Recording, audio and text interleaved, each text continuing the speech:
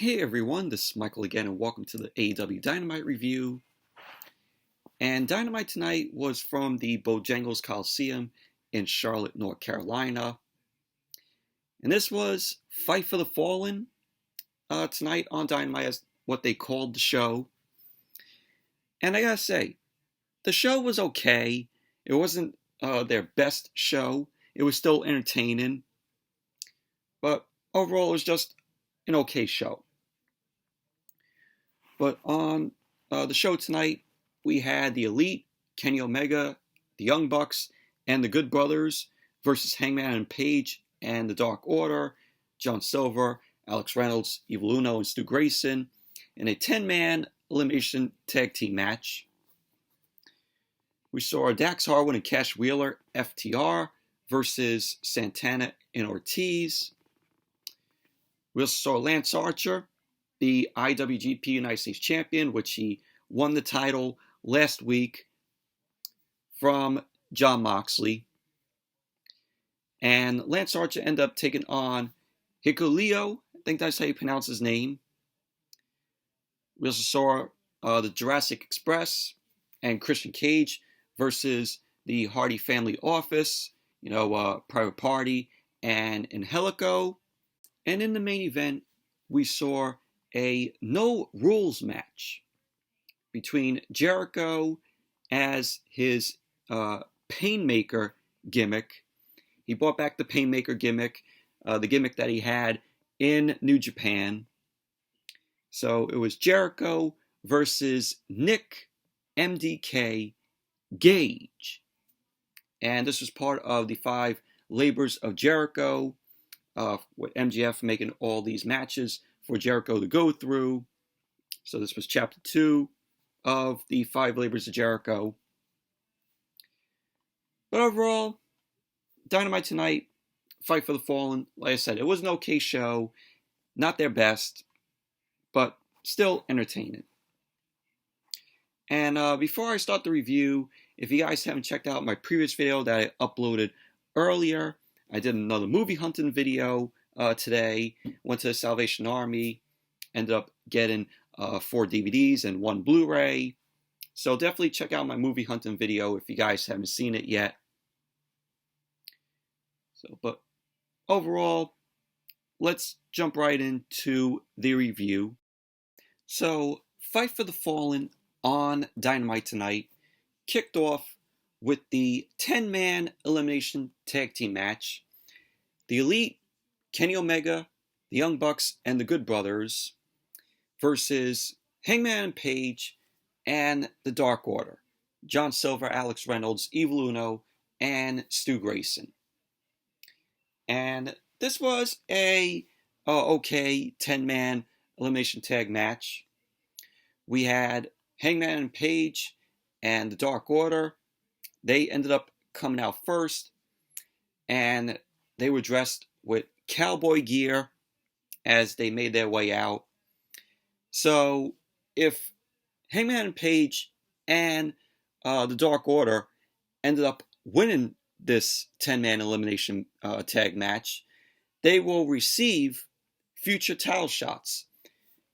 Hangman and Page will receive a future AEW World Championship match against Kenny Omega, and the Dark Order will get a future shot at the Young Bucks, at Matt and Nick Jackson, for the World Tag Team titles.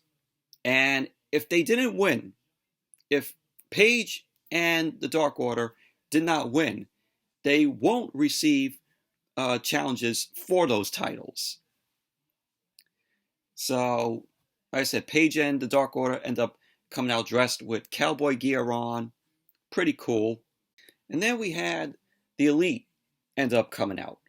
Kenny Omega, the Young Bucks, Matt and Nick, and the Good Brothers, Doc Gallows and Carl Anderson. They came out along with Don Callis and Brandon Cutler. Michael Nakazawa was also with them. And they came out to a basketball entrance. And they were dressed in Elite Squad jerseys. The Elite Squad logo was in reference to the Space Jam Toon Squad logo. So it was a ode to Space Jam, and this was all promotion for Space Jam: A New Legacy, which is in theaters and on HBO Max, which I surprisingly liked the movie. So they end up heading down to the ring. They had "Y'all Ready for This" playing as they made their way down. They were dribbling basketballs. Don Callis ended up going on commentary for the match. The match started off with Hangman and Page and Carl Anderson. We had a brawl that happened, and it spilled out to the floor. We had Alex Reynolds ended up suplexing Nick Jackson down onto the group. So Anderson and Reynolds were in the ring. Anderson delivered a handful of trunks to eliminate Alex Reynolds, which Evil Uno ended up getting to the ring against Carl Anderson. So they started beating each other down. We had the Dark Order end up keeping Doc Gallows down. He went for the cover. Omega ended up breaking up the pin. So Stu Grayson was on the top rope. He was hitting a twisting senton down on everyone. And we had Stu Grayson on the barricade. He ended up leaping down on Doc Gallows. So the referee ended up counting both Gallows and Stu Grayson out of the match. So it was now a 3-on-3. And it was Evil Uno versus Kenny Omega. And Evil Uno ended up going up to the top, delivered a senton on Omega. Omega ended up delivering the V-trigger to Evil Uno, and then went for the one-winged angel. So Omega went for the cover. He eliminated Evil Uno. So it was the Young Bucks and Omega versus John Silver and Hangman Adam Page. So John Silver ended up running. He ended up spearing Matt Jackson. We had a Johnny Hungry chant from the crowd. Nick Jackson was able to come in, and he ended up kneeing John Silver, hit a bulldog to him. Silver then came back, got some momentum on Nick Jackson, and he ended up hitting a airplane spin to Nick Jackson. Page ended up getting powerbombed against the apron by both Matt and Nick. So back into the ring, John Silver was trying to battle Omega and the Bucks. He didn't have that much luck with them. Omega then delivered the Snapdragon suplex to Silver. So there was a basketball hoop that was on the outside of the floor. Forgot to mention when the Elite ended up making their way down during their entrance before they got into the ring. They were shooting basketballs into the hoop. So at this point in the match here, Nick Jackson ended up trying to jam the basketball through the hoop while he was doing a assisted pile driver on John Silver. So Nick tried to jam the basketball, but he failed. He ended up missing the dunk. So he brought John Silver back into the ring, delivered the BT trigger, went for the cover, and he eliminated John Silver. So it was down to Page, Omega, and the Bucks. So Page was making his way up after getting powerbombed on the apron. Page got back into the ring. He faced off with Omega. Omega ended up spitting in Page's face. Page ended up trying to fight Omega and the Bucks off. Omega delivered the Snapdragon suplex to Page. And later on, Page ended up getting hung up on the second rope. Nick Jackson delivered a 450 splash. He went for the cover, which Page ended up kicking out too. Omega tried to go for the V-trigger to Page, but he missed, and he went for a suplex. Page ended up landing on his feet, and he ended up pinning the lariat to Omega. The Bucks end up coming in, and Page ended up delivering a double clothesline for both Matt and Nick. Page then ended up heading up to the top rope, and he ended up delivering a moonsault, an awesome looking moonsault to Omega and the Bucks. So Page then delivered a powerbomb on Omega. He went for the cover, which Nick Jackson ended up breaking it up. So at the end of the match, Omega ended up grabbing the AEW World Championship. He ended up going to swing, but the referee ended up taking it away. So Omega then ended up using the title later on to Page. He ended up smacking Page in the head, went for the cover. Page ended up kicking out at 2. It was 2.5. Omega went for the V trigger to the back of Page and the front of Page's head. He delivered the one-winged angel to Page, and he ended up going for the cover, and there you go. The Elite ended up winning the match. So now, the Dark Order and Hangman and Page can challenge for those titles. So the Dark Order, they can challenge the Bucks for the World Tag Team titles now, and Page lost his shot at facing Kenny Omega for the AEW World Championship. He won't get that now because of the stipulation. So overall, it was an okay 10-man elimination tag match. You know, it was entertaining as well.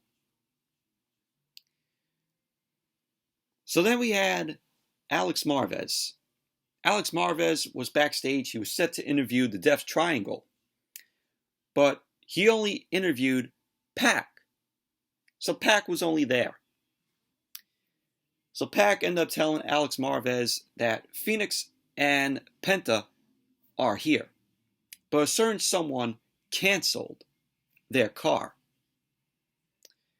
So then we see Andrade, El Idolo, and Chavo Guerrero. They end up walking up to Pac. Chavo end up saying to Pac that Phoenix and Penta are arriving, and he should thank them for ordering Penta and Phoenix a limo.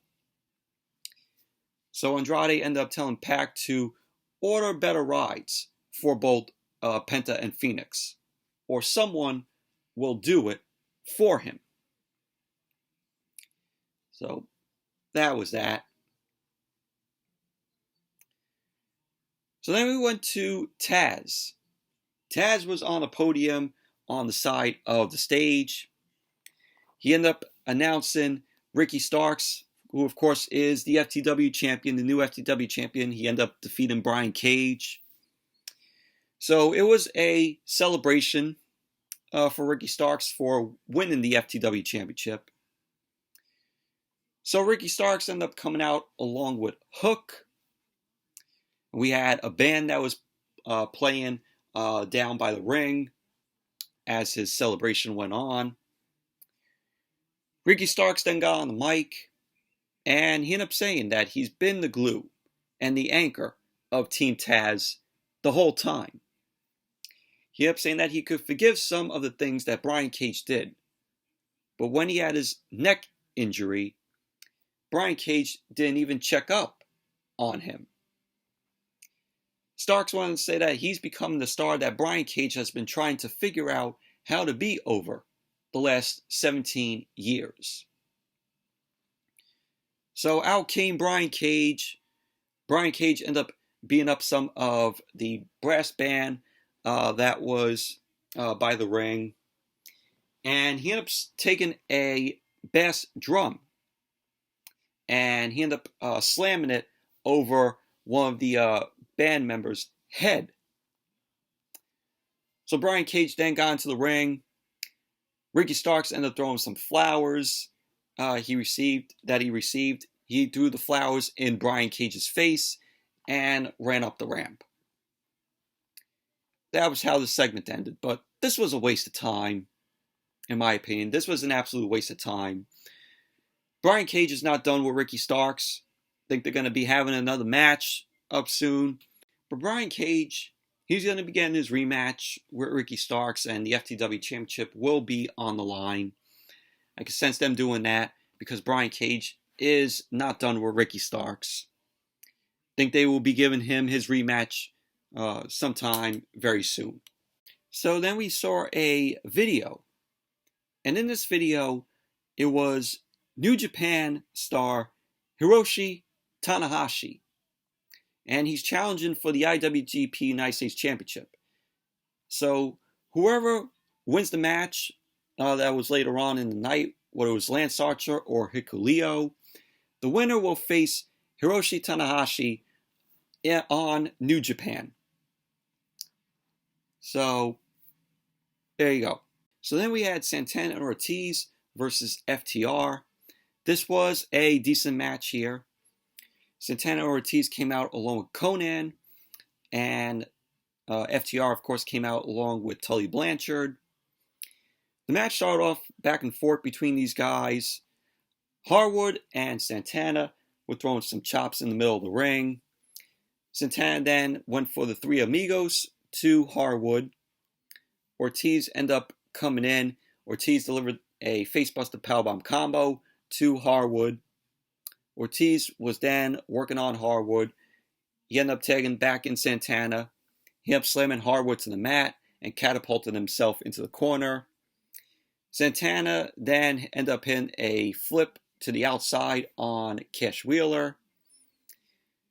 And we had Santana delivering a diving foot stomp to Harwood, and nobody was there. Harwood ended up rolling out of the way. Ortiz ended up getting the blind tag. Ortiz ended up sending Harwood into Wheeler, ended up rolling him up, which Harwood ended up kicking out too. Ortiz ended up delivering a suicide dive out on Cash Wheeler. And at the end of the match, we had Harwood end up hitting the brainbuster on Ortiz. So Harwood went for the cover, and there you go. FTR ended up winning the match. Overall, decent match between these guys.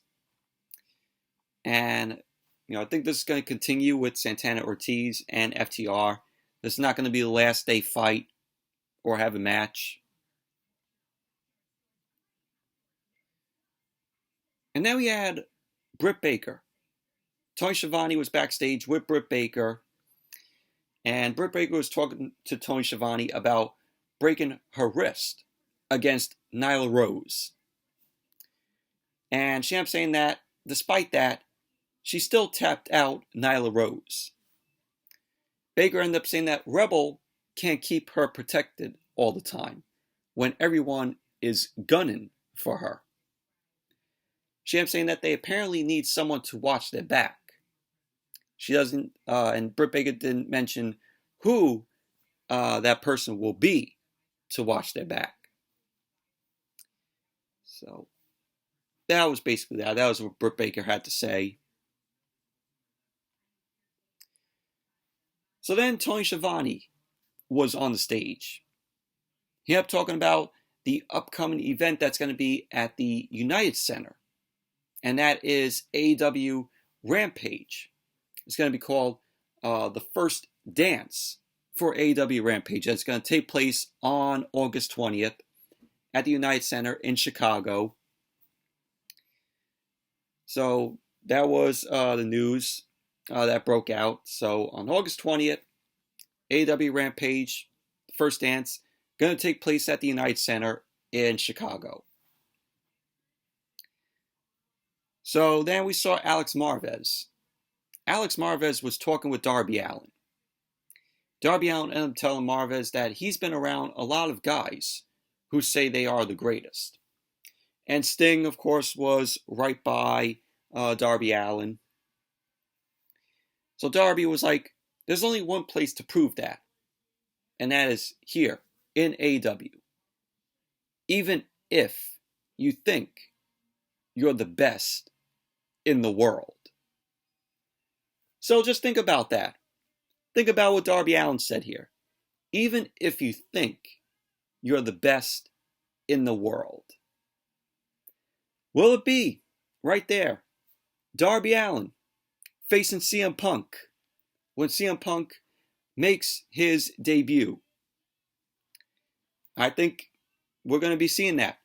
I think Darby Allin's I think CM Punk's first challenger when he comes to AEW is going to be Darby Allin. And I can't wait to see that. That will be fucking awesome. So, there you go. Will take place on AEW Rampage on August 20th at the United Center in Chicago. Who knows? I was thinking, oh, maybe Punk will make his debut at All Out in September. But to me, I think Punk is going to make his debut on Rampage on August 20th because Darby Allin was giving that little nod. So Darby Allin was calling out CM Punk. But we'll see what happens. Either Punk debuts on Rampage or, like I said, he'll debut at All Out in September. I think him debuting at All Out will be much better, in my opinion. And then we had Lance Archer versus Hikuleo. The IWGP United States Championship is on the line. You had Hikuleo's dad, Haku, I think that's how you pronounce his name. He ended up heading out to the ring with him. So Lance Archer then ended up making his way out. He ended up putting down Hikuleo as the match started. We had Hikuleo end up showing off his power in the match. He was slowing down Lance Archer. So both Archer and Hikuleo went back and forth. They ended up spilling out to the floor. Hikuleo ended up being up on Lance Archer. Archer ended up working his way back into the match. They made their way back into the ring. Archer was delivering some clotheslines to Hikuleo. Archer then ended up walking the top rope. He walked the top rope and he hit a moonsault on Hikuleo. So Lance Archer then now had Hikuleo up on the top rope. Archer was looking to go for the blackout, but he didn't. He ended up getting back up on the top, nailed a superplex to Hikuleo. He went for the cover. Hikuleo ended up kicking out too. So Lance Archer ended up getting back up. He was in the center of the ring. He then went for the blackout on Hikuleo. He went for the cover. And there you go. Lance Archer ended up winning the match. So Lance Archer now, he will get to face Hiroshi Tanahashi on New Japan. So that's going to be pretty awesome to see. You know, Lance Archer versus Tanahashi. Especially on New Japan. So that's pretty cool. But overall, this was a decent match here between Archer and Hikuleo. So Alex Marvez was backstage. He was backstage production area, and he was talking with Cody Rhodes about his upcoming match against Malachi Black. So Cody Rhodes was going to say something to Marvez, and he ended up in a boot from Black, and Black and Rhodes end up going at it. Rhodes and Black end up bound on the stage. Rhodes end up hitting Black, and then Rhodes end up hitting a knee to Rhodes and Black end up bounding it out to the stage. Rhodes then ended up hitting Black, but then Black ended up coming back, delivered a knee to Cody's face. So we had Black end up saying, "Welcome to the house of Black." And then we had officials end up coming out to help Cody. And we saw Fuego del Sol. He ended up getting in Malachi Black's face, and he ended up having a roundhouse kick to Fuego. Black ended up delivering the roundhouse kick to Fuego del Sol. So that was that. I can't wait for this match next week. Cody Rhodes and Malachi Black. It's going to be awesome. It's going to be great. So the build between them going into this match has been awesome. But overall, it was a pretty cool brawl by Cody and Malachi Black. So then we saw Miro. Miro ended up cutting a promo, ended up saying that when he won the TNT Championship, he had open challenges. He ended up saying, but over time, his challengers have dried up. Miro went on to say that Lee Johnson is a talented wrestler, but he nor anyone else is going to take the TNT Championship.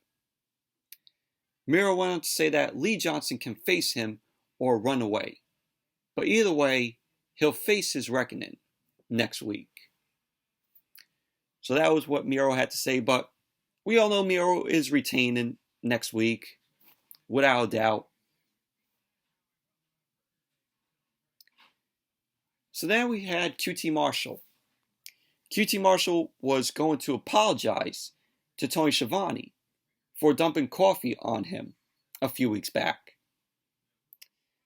But QT ended up saying, oh, that will happen next week. And QT ended up saying that he wants to do this apology in front of Tony's family. So that's that. And then we saw the Hardy Family Office versus Christian Cage, Jungle Boy, and Luchasaurus. So for the Hardy Family Office, it was Angelico and Private Party. And of course, they came out along with Matt Hardy. And of course, Christian Cage, Jungle Boy, and Luchasaurus came out along with Jungle Boy. And this was a pretty okay match here. Jungle Boy went to work on Angelico as the match started, and he ended up putting Angelico down. Jungle Boy ended up grabbing Isaiah Cassidy, ended up throwing him into the barricade. Matt Hardy then ended up hitting Jungle Boy. Marco Stunt and Christian Cage ended up chasing him to the back. So then we went back into the ring, and Angelico ended up delivering a double stomp on Jungle Boy. Orange Cassidy ended up using his do-rag. He used the do-rag to choke Jungle Boy. Luchasaurus ended up coming in. He ended up going to work on Angelico and Private Party. So Christian was back on the apron after he chased Matt Hardy away. Luchasaurus ended up trying to go for the double choke slam on Private Party. Private Party ended up reversing it. They ended up dropping Luchasaurus with stereo kicks. Jungle Boy was then in the ring. He ended up clotheslining Isaiah Cassidy. Jungle Boy then flipped out to the floor. Christian ended up coming in. Luchasaurus delivered a choke slam on Mark Gwen. Christian then ended up hitting the frog splash on Mark Gwen. So he went for the cover. And there you go. Christian Cage, Jungle Boy, and Luchasaurus ended up winning the match. And Christian is still undefeated since he made his debut. Hasn't had one loss yet. But overall, it was a decent match. But overall, this was an okay match between them.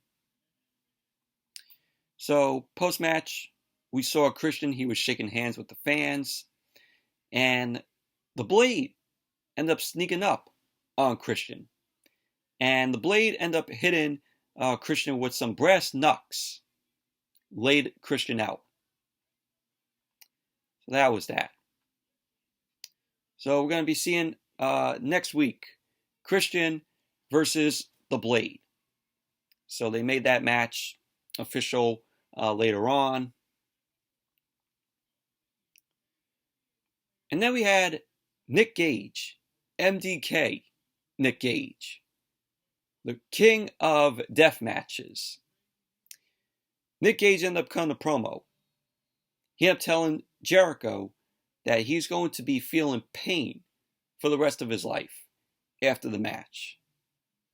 And we saw clips of Nick Gage's other brutal death matches that he had, which, if you never watched the death matches with Nick Gage in them, they are absolutely crazy, very bloody, and entertaining. They're entertaining as well. So, this guy puts his body on the line in these death matches. He comes out bleeding. So you got to give it to Nick Gage. So then we saw Julia Hart. Julia Hart ended up facing Thunder Rosa. Julia Hart came out along with the Varsity Blondes, Griff Garrison and Barney Pillman Jr. And with Thunder Rosa ended up signing a deal with AEW. I think it was a multi-year deal with AEW. And this was her first match as a AEW superstar. So the match was just meh, in my opinion. Julia Hart, she was trying to hype up the fans. Thunder Rosa ended up tripping Hart and put her in a submission. So Julia Hart ended up getting to the rope to break up the submission from Thunder Rosa. Thunder Rosa was looking to go for some chops, and she was looking to go for a low drop kick, but Julia Hart ended up moving out of the way. Hart ended up doing a handspring clothesline in the corner to Thunder Rosa. So Thunder Rosa later on delivered a drop kick to Julia Hart, and then Rosa ended up delivering the Thunder Driver to Julia Hart, went for the cover. There you go. Thunder Rosa ended up winning the match. She ended up winning her first match as a superstar on AEW, as official superstar on the AEW roster. So there you go. But happy for Thunder Rosa. Happy that she is now a AEW superstar after signing the contract, a multi-year deal contract. So that's cool. And then on commentary, they went over what we're going to see next week on Dynamite, which their show is going to be called Homecoming, because they are back in the Daily's Place in Jacksonville. Like, we haven't seen enough of the Daily's Place, since, these pandemic of shows. I'm like, why are we going back to the Daily's Place? Why are we going back there? Didn't we get enough of Daily's Place during these whole pandemic of AEW shows, to the point where we want to see them get out of Daily's Place? So why are they going back next week? Don't get me wrong, the Daily's Place is a nice, looking venue. But when you had these pandemic of AEW shows every single week, emerging out of Daily's Place, it just got tiring to the point we were sick of seeing the Daily's Place. And we were happy to see that they were going back on the road and going somewhere else, out of the Daily's Place. But now, next week, they're going back to Daily's Place. Like I said, haven't we had enough of seeing Daily's Place? So they went over the matches that we're going to see next week. We're going to get Miro versus Lee Johnson for the TNT Championship. Obviously, Miro will retain. Malachi Black versus Cody Rhodes. That's going to be an awesome, good match there. The build, like I said, for Black and Cody Rhodes heading into this match has been great. Really, I'm looking forward to seeing Black compete in a AEW ring. They're going to push Black They're going to give him a great push. A push that he should have deserved when he was in WWE, when he was Aleister Black, of course. But they failed to do that. WWE failed with him, as usual. But that match is going to be great. That match is going to be great next week, and I can't wait to see it. And then we have the Bunny versus Layla Hirsch. And the winner of that match will get a shot at the NWA Women's World Championship. Obviously, it's going to be Layla Hirsch. Layla Hirsch is going to get a shot at the NWA Women's World Championship. And then we're going to see Christian Cage versus The Blade. So those are all the matches that we're going to see next week on Dynamite from Daly's Place in Jacksonville. It's going to be called Homecoming. We got to see Daly's Place once again. And then we had Jon Moxley backstage. Jon Moxley wanted to say that the second he loses his IWGP United States Championship, Tanahashi shows up and makes a challenge. Moxley ended up saying that Tanahashi has been dodging him for months. He ended up saying that Tanahashi doesn't get to wrestle him. So Moxley ended up saying that he sent over some papers to Japan, and he'll see what comes through the Forbidden Door. So that was what Moxley had to say, but I think we will hopefully see Moxley and Tanahashi go at it and have a match. I think they're going to make that match at some point. That will be a pretty good match there. Moxley and Tanahashi, even though Moxley is not the IWGP United States Champion no more, it'll still make for a good one-on-one match. And then we had the main event. The No Rules match in the 5 Labors of Jericho parts, that MJF has created for Jericho, these matches that MJF created for Jericho. So it was Jericho in his Painmaker gimmick versus Nick MDK Gage. And this main event was awesome. It was fucking awesome. Great match here. Both Jericho and Gage in this match were crazy. So Jericho ended up coming out first. Love the Painmaker gimmick of Jericho.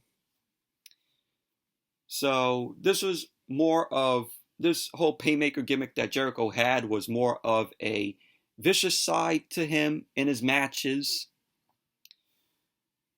So MJF then ended up heading out for commentary during the match. MJF was eating some popcorn. And of course, in this match, Jericho could not have, his members of the Inner Circle come out. So Gage ended up making his way out. Gage had his pizza cutter in hand. So he ended up swinging it at Jericho's arm as the match started. Gage ended up delivering a spine buster to Jericho, and both Jericho and Gage were out on the floor. Jericho ended up throwing Gage into the barricade. He got up to the second rope. Gage ended up catching Jericho for a superplex. Gage then delivered the Falcon Arrow to Jericho. He went for the cover. Jericho kicked out at 2. We had a point where Gage was looking to go for the run and boot and lay out Jericho, but Jericho ended up catching him, and he ended up putting Gage in the walls of Jericho. Gage ended up grabbing for the rope, and of course there's no rope breaks here. So Gage ended up dropping Jericho, and Gage ended up looking under the ring, and he ended up retrieving some light tubes. Of course, you can't have a match with Gage in it without light tubes. If you watch Gage's death matches, he always uses light tubes. So Jericho ended up pulling out his baseball bat, Floyd, ended up putting out his baseball bat. Gage ended up walking into the shot of the baseball bat from Jericho. So Jericho was just hitting Gage with the baseball bat. So Gage ended up delivering the choke breaker to Jericho.